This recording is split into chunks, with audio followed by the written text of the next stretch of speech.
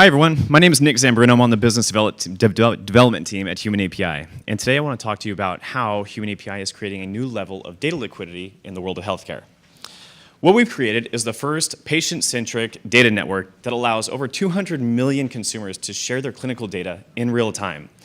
We allow consumers to share data from a number of different sources. We're talking about their medical records at their provider, their lab data living at Quest or LabCorp, their devices or app data, in addition to their pharmacy data.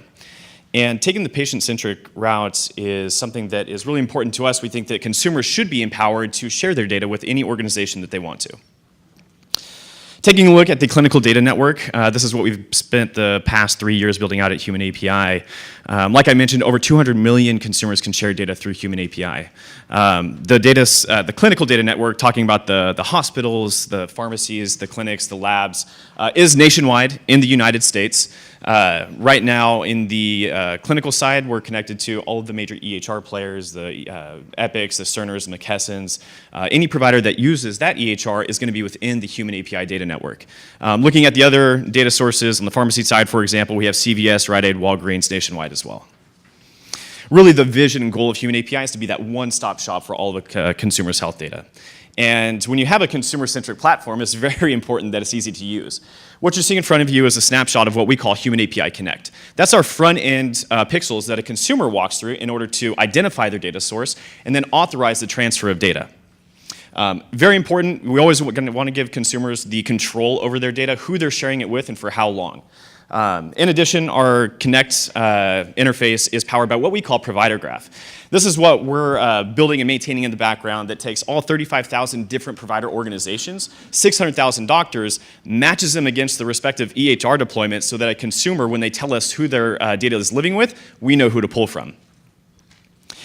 Taking a look at the type of data that is available through Human API. On the clinical side, we're going to have access to everything that you would typically find in a medical record, ranging from the allergies, the immunizations, the medications, the procedures, the conditions. It's typically, I would say, on when a consumer authenticates and shares data, we see about, on average, 5 to 7 years of historical evidence. Taking a look at a few different examples here, what you guys are seeing on the right-hand side is what we see typically out of an EHR.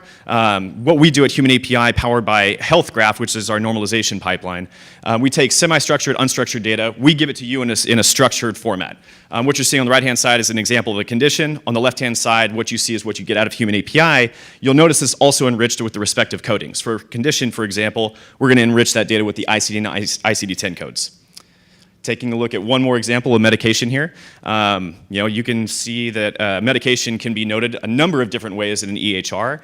Regardless of how we pull that out of the data source, we're always going to give it to you in the standardized structured format. And again, enrich that data with the respective coding system. So NDC codes for this example.